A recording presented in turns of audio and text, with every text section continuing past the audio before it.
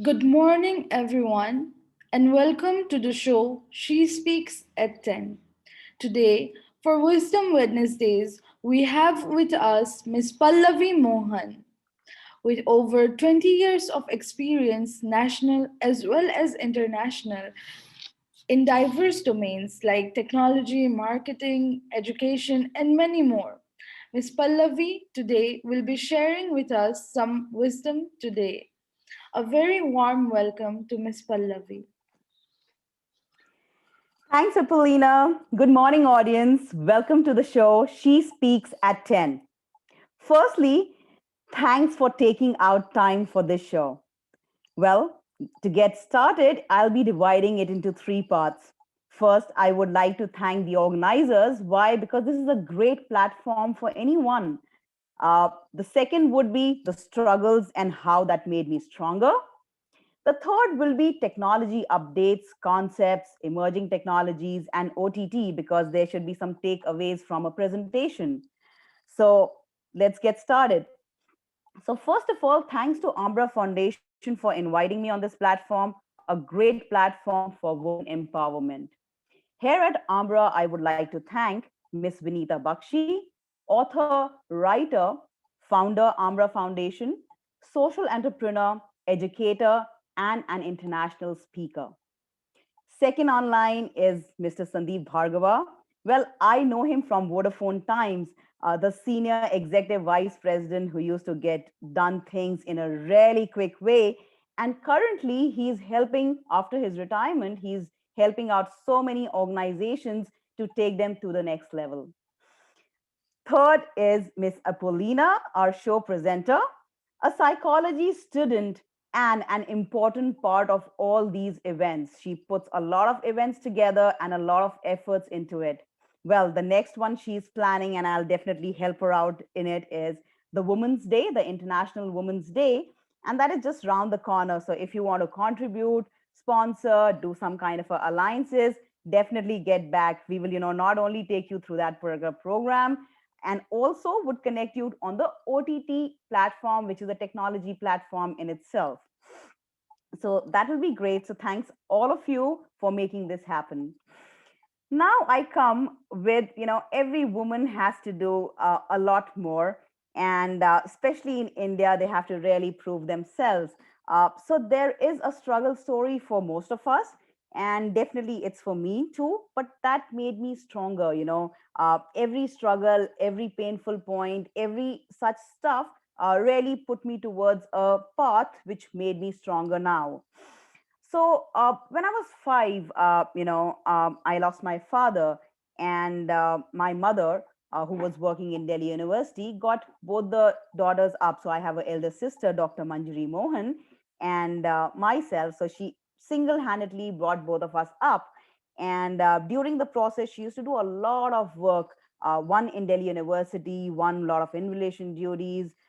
She used to do some scientific shows, TV shows, and radio shows, and I used to tag along, go with mommy. And finally, they said, "We find your daughter pretty talkative. Why doesn't she come on the TV?"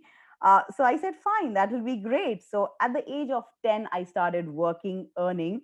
And, I really knew as to how to deal and tackle with people being a child artist. So surely I won't call it that, it was a struggle, but a decent pocket money because I used to get paid for all the naughtiness which I used to do on the TV and a lot of shows which were there on the radio, and so to say.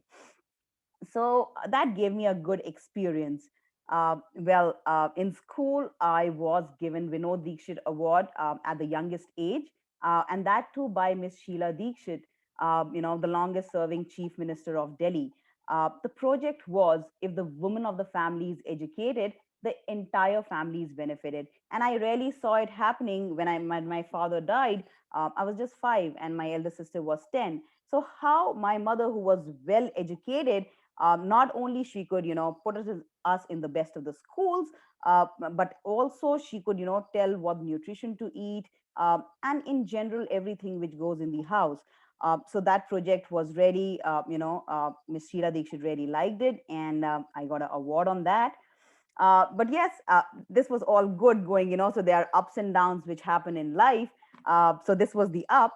And then at the age of 16, just after my 10th board, I had to go through an open heart surgery. Now that was a big one. I was the school captain and the sports school captain. So with this particular thing, I could no longer take it. So I had to put it off for say a month or two, which was you took my sports captainship away. But well, can't help it. So after the surgery, my mom kind of convinced me that you should become a cardiologist and take up subjects like science, because once you take physics, chemistry, biology, and maths and all these difficult subjects, only then you can really become a doctor after clearing your medical entrance. I really didn't want to do all that, but you know what? When you're pretty young, you really don't know. These days, there are a lot of options, and kids start at a really early age. They start earning, they start going on the digital media. There are so many options. But at that time, you just had to listen to your parents. And I was like, okay, I'll become a cardiologist.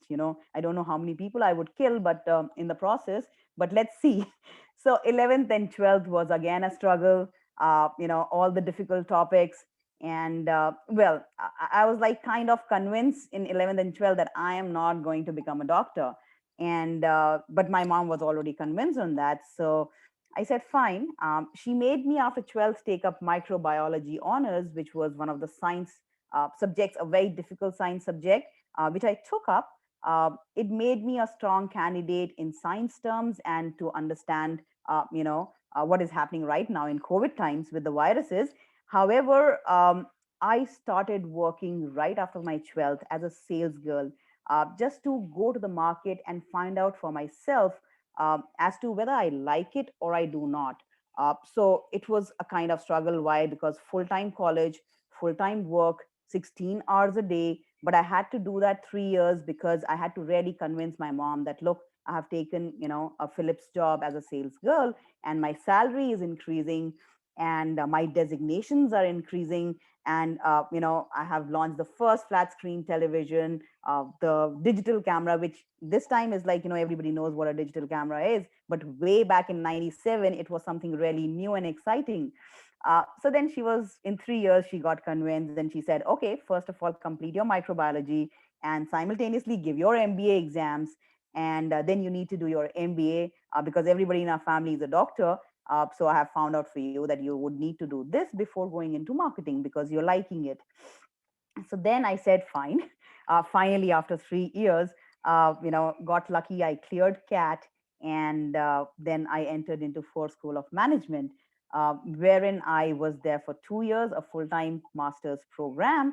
And really, it's like, since nobody in the family had any knowledge about marketing, somebody was a vice chancellor, somebody was a doctor, engineer, but nobody could really help me, although they really wanted. But I said, fine, let me just take the harder route.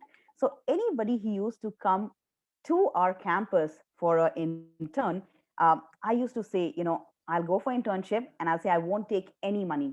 You can get any work done, any department, although marketing and technology is my favorite. But really, I want to understand how corporate structure works. And they used to say, free intern, come along, free की intern मिल गई है, जितना काम कराना है कराओ.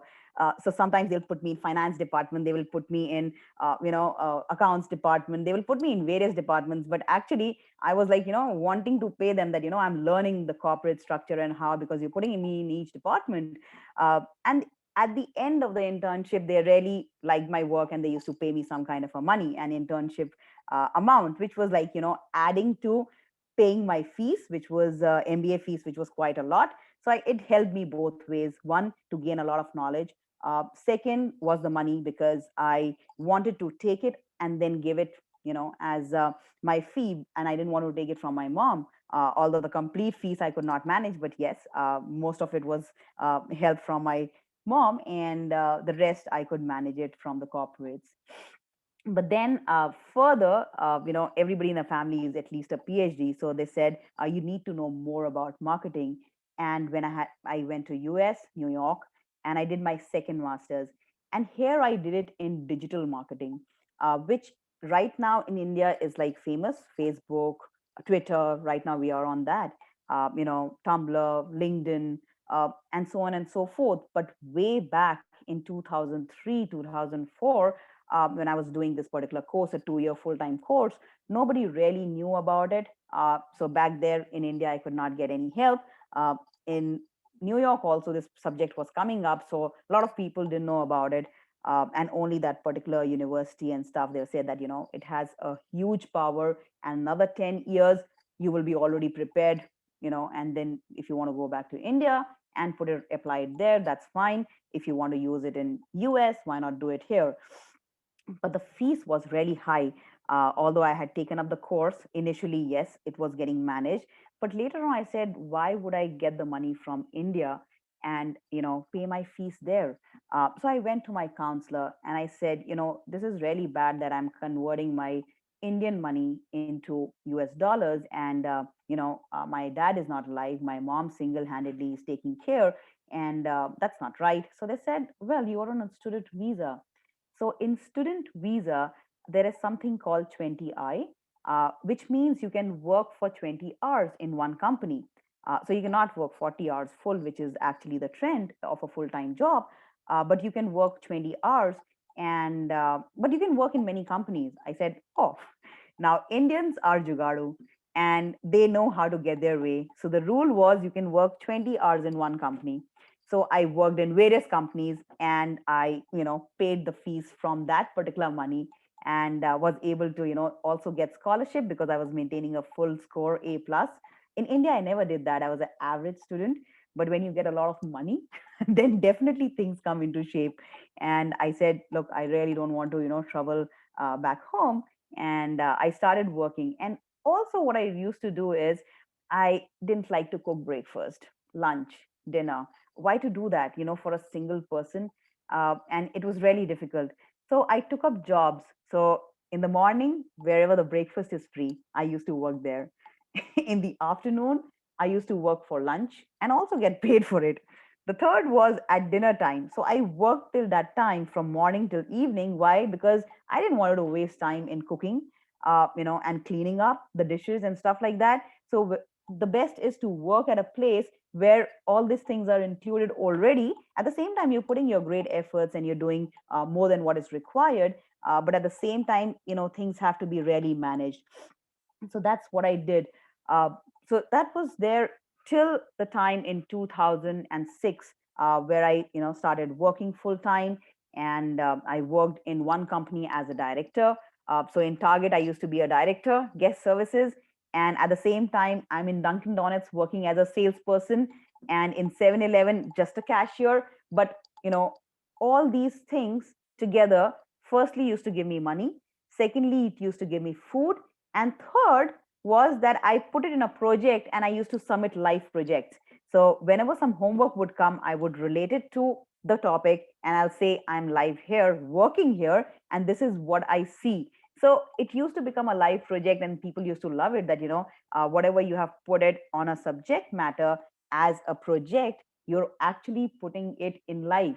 So it's like, it was a life kind of a deal. So there were various companies I worked for. Then in 2006 I came back to India, because it was not making sense. My mom was alone here and I was alone there. So if I was earning good as well, it didn't make sense of either she should come to New York or I should come back to India. So I decided to come back to India, which was again a really thought process that now what would happen? Would I get a job? Would I have to struggle? How would India be? This country is so clean and neat and easygoing people, and they talk very nicely. I don't know the culture there now that it has been 4 years. Well, but to my surprise, India is India, Hamara Bharat Mahan. And within 10 days, I got a great opportunity at Sports Station, which was basically companies which were mixed together: Nike, Levi's, Dockers, Ferragamo, Aigner, Rossetti, by Rishabh, Sony, and at that time the companies directly could not come, so they had to had an India counterpart to get into India. So these brands like Nike, Levi, so all these brands could not come to India on their own. Now because of the FDI and stuff like that, it is allowed. But at that time, it had to come through someone. So in this case, it was Sports Station. So I was like, wow. so many brands together in one go. This will really be a stopgap arrangement. And, why not I start here? It's just 10 days. So I started, I got a small little car because there the driving was different. Here the driving pattern was different. So I said, let me buy a small little Alto. Uh, and really, I had, there were accidents, and I was like, whoo, it's like, again, a struggle was going on and on and on. But well, 2 years I practiced, and then I bought a different car. So every bit there is something which will be good, but something which will be, so ups and downs would keep on happening. But then I realized that now that I'm in India, and between that 2002 to 2006, the roads had changed. A lot of malls had come up, and India was really looking good. However, I was not, aware about that, and kind of the roads had changed, so it was giving me a lot of tough time. So finally, I decided, and also that, I didn't know any of the HR heads, any of the CEOs. None of them were on my list as to if I know them. So I thought, let me join an organization which will help me both ways. So I joined, luckily, I got into Reliance NIS Sparta, which was a manufacturing organization, which was which was funds, and that's the department to take it forth. All the LDPs and MDPs. LDP is basically leadership management programs, and middle management programs is the MDP and stuff. But then I used to charge them a huge amount because it was Reliance NIS Sparta. And thus, I used to meet the CEO because he would want to understand as to what program I'm putting through, and then they would like to pay, lakhs and crores for a particular set of program, whether it be a sales program, or whether it is two people at the top level are fighting with each other, which is creating a problem for the company. So do some kind of a program so that, it tells them that how to go further, and things which were like, taking a shape. And in 1 year, I could come to know all the roads, because when I used to travel, I know where I'm going. So 1 year was good enough. And I knew all the HR heads, I knew all the CEOs, and all the Indian roads. So that made my work a lot easier. And in one such instance, I had gone to Cafe Coffee Day to sell a training program. But well, they liked me and they pulled me from Reliance, and now I was with Cafe Coffee Day. So Cafe Coffee Day, 3.5 I was there, but not even a single day is when things would be like easy going and sitting on a relaxed mode. uh, I used to be in a suitcase traveling because I had to visit 500 outlets in a year, and make things really work. So it was marketing department, alliance, merchandising, and the sales team will say, Pallavi, we have to win, so we have to ensure that we get the maximum sales in our territory. At that time, I was not taking care of complete India. When I started, it was North India and East India what I was working on. So I was senior marketing manager there. And but that was altogether a different experience. At a younger age, you love to eat a lot, and the calf coffees, the cold coffees, the chocolate cakes. And here my job was one of that. So one of the 10 things which were there in which was food tasting. And I was like, I used to love that session. Again, it was like kind of done through and done every bit of it. Even when I will sleep, I'll be getting dreams of Cafe Coffee Day. Then I said, well, let me now switch, because in marketing, what happens is, although consistency really helps a lot, you are in one organization. But what happened initially in marketing, PR, in that particular zone, you have to know a lot of companies. Why? Because cross promotion, up promotion, because one marketing effort has to be made with another marketing effort, and those two companies have to come together. So you need to really understand.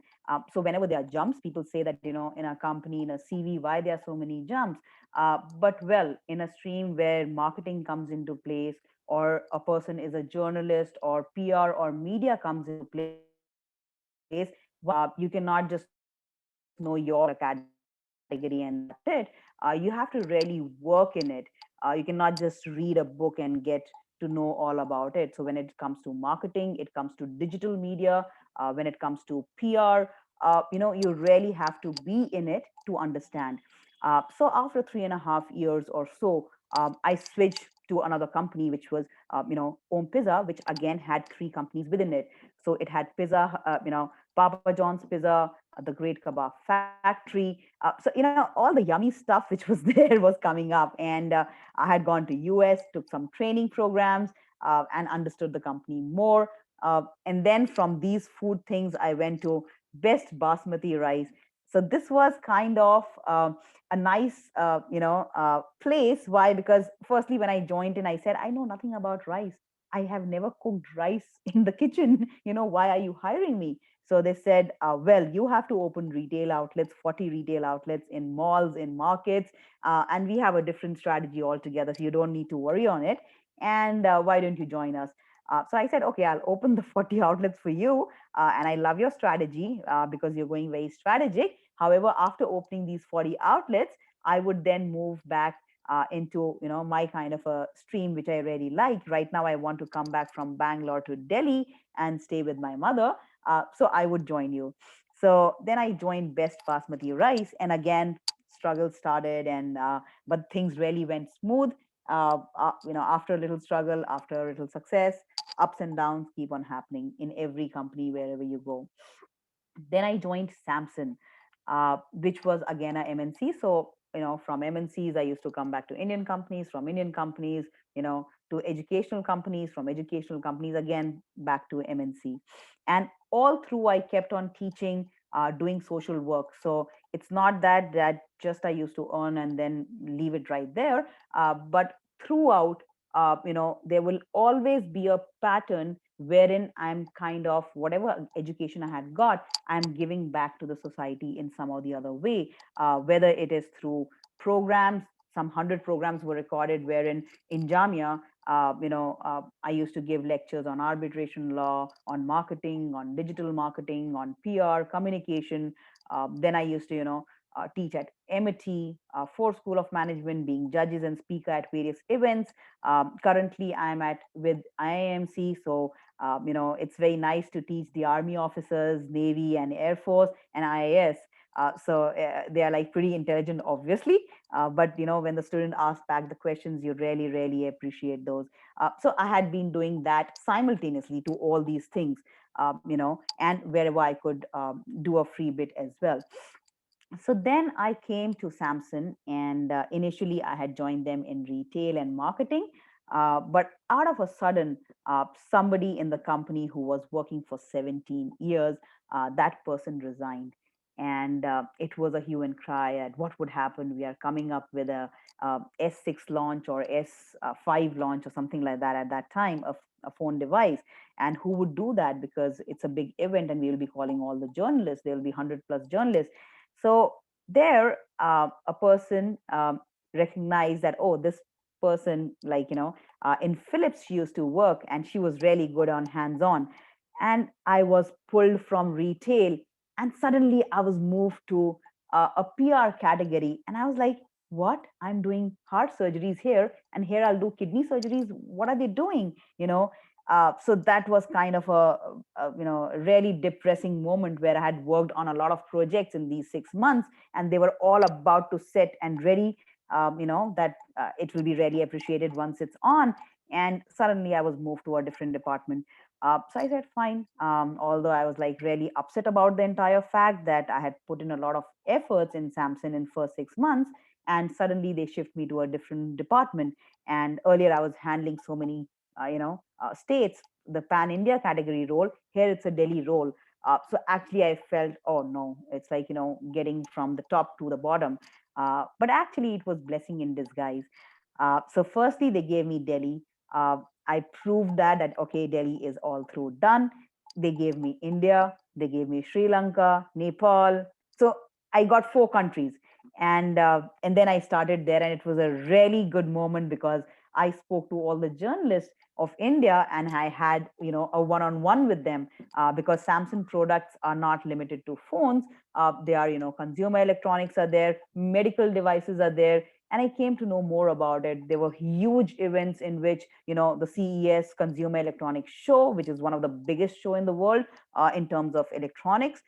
So I attended those, and it was really a great experience.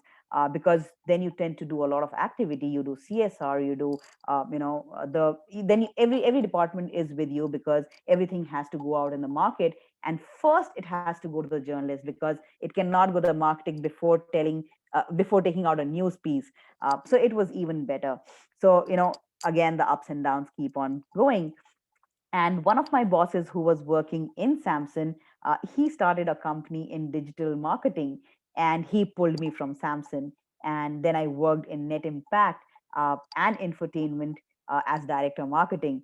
And they knew my worth from Samsung, so I did a small stint with them as well before moving to DLF. DLF was really, a game changer in terms of really a new game which I learned there, which was golf. I used to hear about people playing golf and doing what all, but here, since I was already selling golf, I had to really learn about it.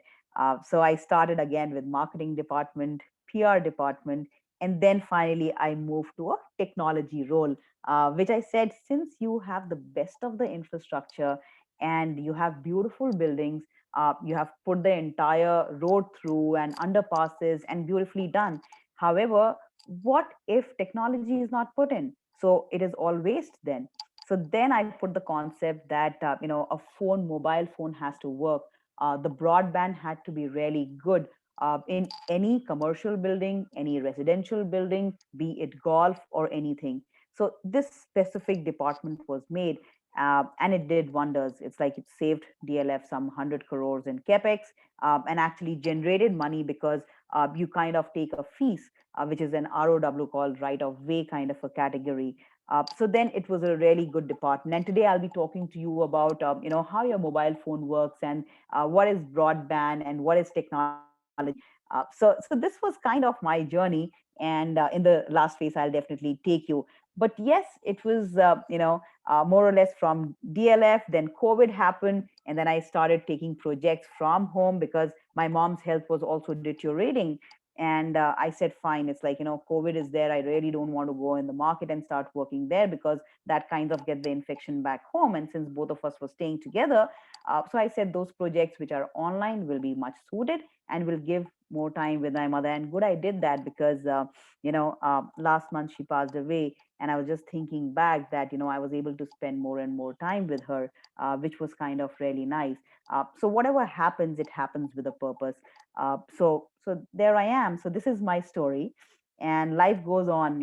At each step is an examination, and one needs to take all these struggle stories and make yourself stronger.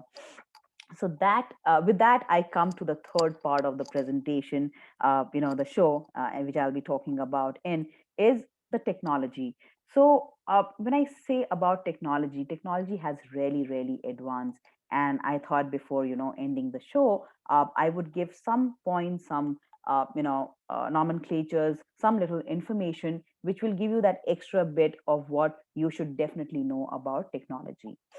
So, starting with OTT, you will be hearing that a lot in the coming times, which is over the top media. Now, OTT stands for over the top, as I mentioned. Initially, it says that you don't need basically a cable wire to reach to your house. Like basically in the television category, either it will be DTH, or it is coming through fiber. But right now is the OTT.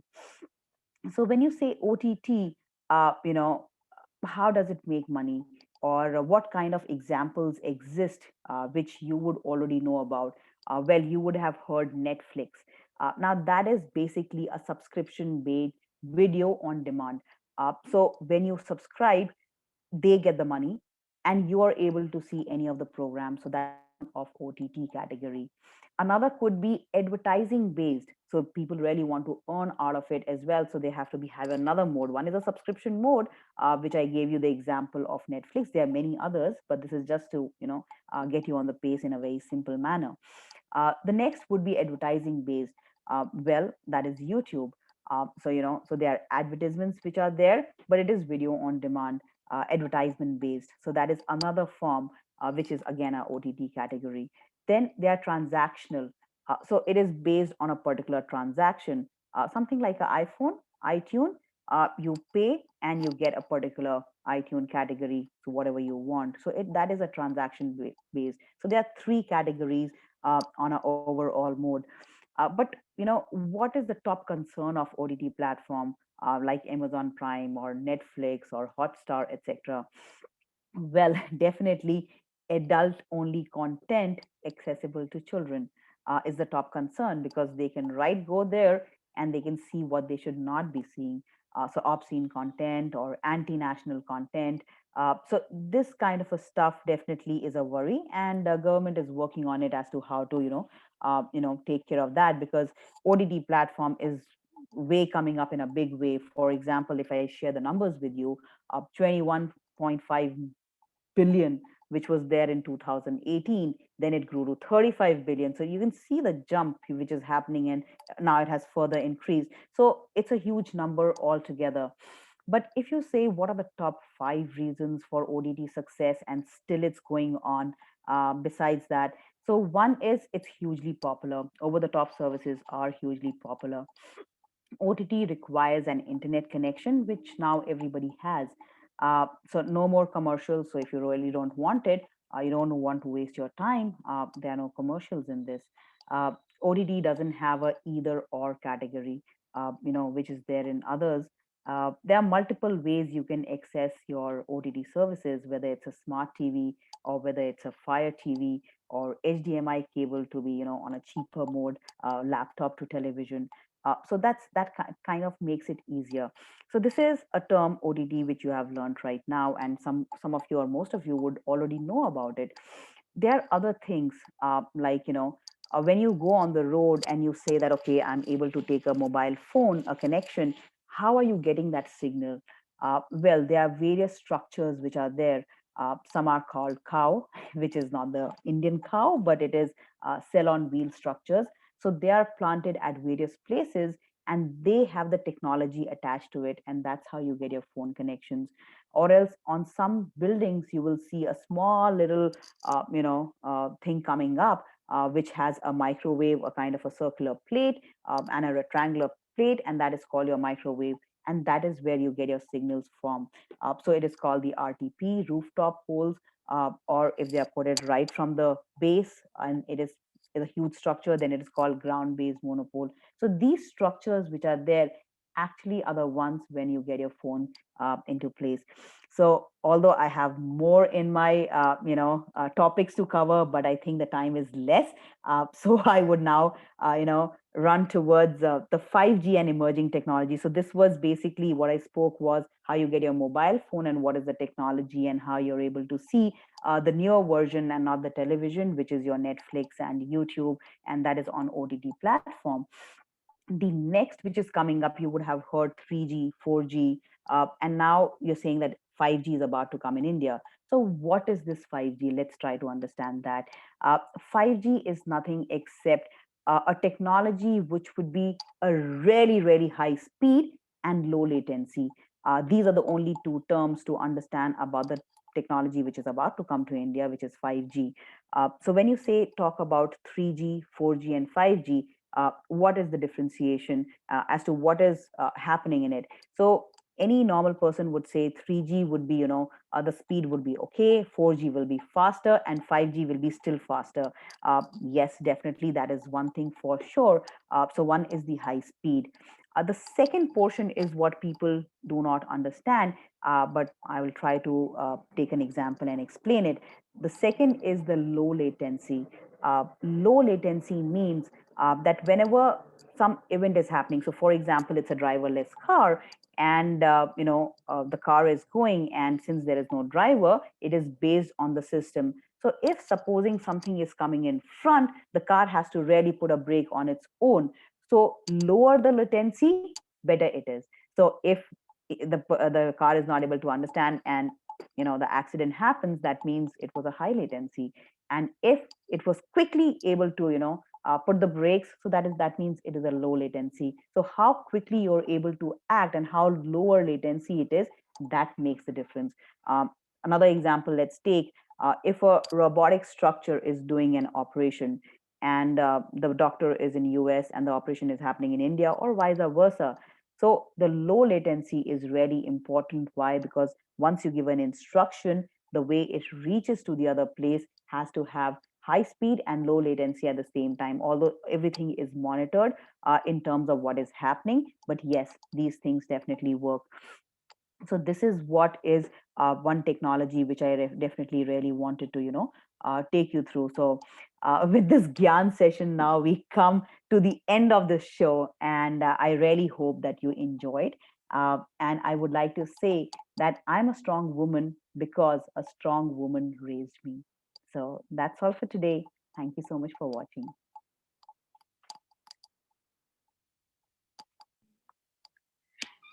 Thank you so much, Ms. Pallavi, for sharing your journey with us. We at Ambra are very grateful for the time and effort that you took to share your thoughts, experience, and knowledge. Last, not least, I would like to share that we at Ambra, we do have a toll-free counseling helpline for women and adolescent girls living in the region of Delhi NCR. Our mental health professionals are available from 10 to 5 Monday to Saturday to help you and support you in times of your distress. The number is 1800 833 2300. I repeat, 1800 833 2300. With that, I would like to thank all of our audience and viewers for watching our show She Speaks at 10. Your support gives us a lot of encouragement to keep going and keep women's voices being heard. Thank you. Thank you so much.